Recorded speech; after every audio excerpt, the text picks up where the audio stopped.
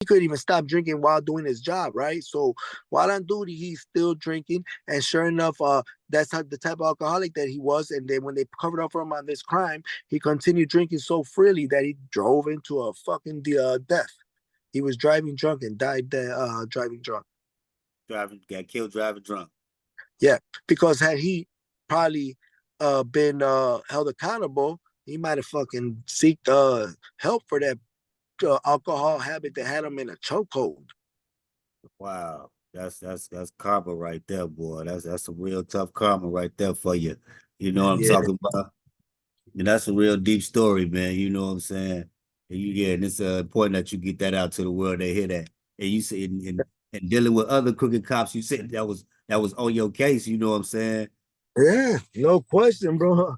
Like all over. See now, look, right? Of course, the state won't let you know that because they try to hide that. They hid it through two trials.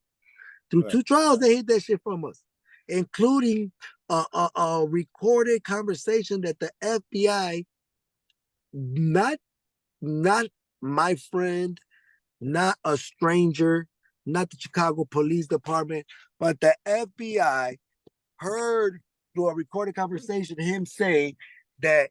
All right, tell you that. I tell you, my brother, I was waiting for my brother. 1 minute. All right, I tell you, I was waiting for my brother. But Okay. Yeah. he heard that they heard him say he beat my ass when they locked me up. Now look, like I would tell anybody else, my brother. You're familiar with Jeffrey Dahmer? Yeah. Serial killer, ate people or something like that. He ate them or some shit.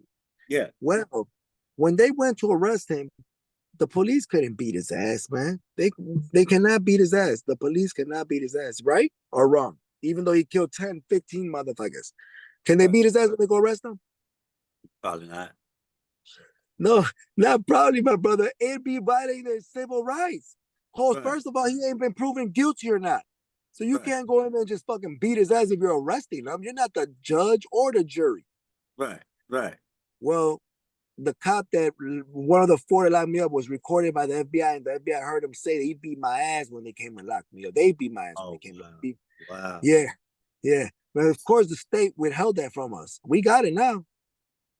Too little, too late. Shit. Because while in prison, remember, like I was saying the other day, the healthcare fucked me up something decent, my brother. Right. Right. And you say was the other the Joe guy on your case too? Was the cop Oh, Joe? Joseph Mejanowski. Joseph as Right. in Joseph,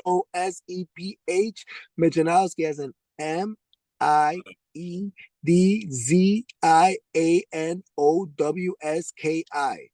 The Right. You most say he corrupt cop, the most corrupt cop in Chicago history, my brother. Not by me, the name given, but by the federal prosecutor who got him found guilty, who Mejanowski was trying to get killed. The federal prosecutor gave him the name. Mejanowski was trying to have him killed. right. Right. See, that's deep. That's that up north thing right there. You know what I'm saying? Y'all got a lot of whole things, a whole lot of things cracking. You say he all mixed in and then intertwined with other street organizations doing extortion things and all type of stuff out here. Bro, you know what's crazy? You ain't gonna believe this, bro. All along, right? There's this fucking whole fucking documentary video on him, right? It's called Untouchable, the documentary series, and then talk about people that had thought they could get away because of their being a doctor, being a judge, being a cop, the power. Anyways, he's in it.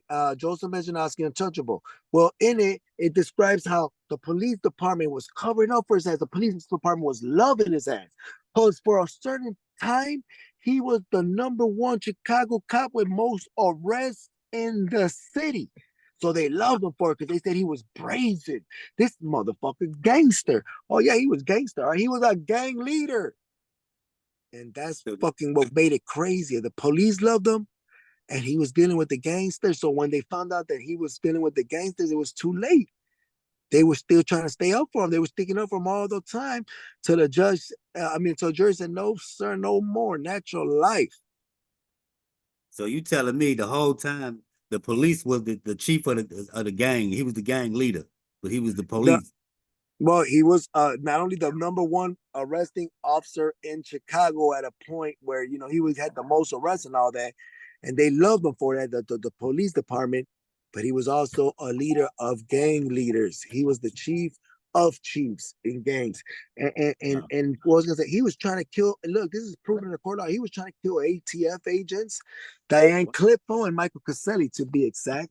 He was trying to kill them. He was killing. And he was talking about bragging about how he's putting motherfuckers in cemeteries and penitentiaries.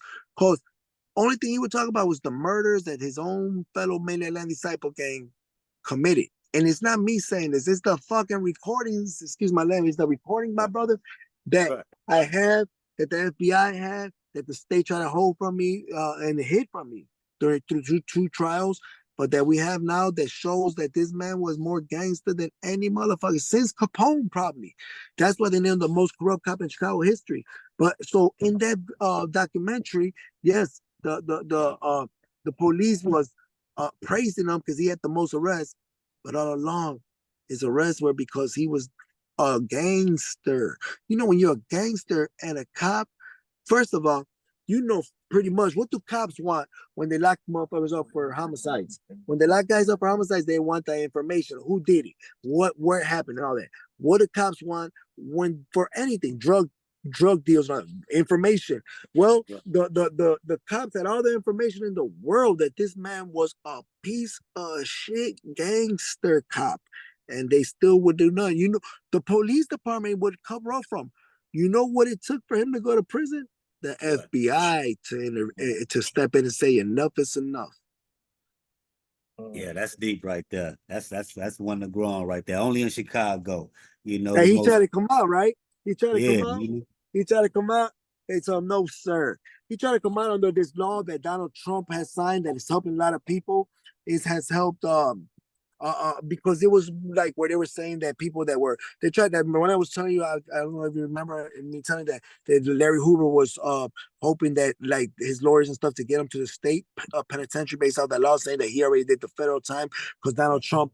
So anyway, on that law right there was gonna say that Mejanowski tried to get out on. And they tell him, no, get the fuck back. No, sir. You did too much damage. You was the worst cop ever. You was the worst human ever. Bro, they let him have. They say, no way in the world.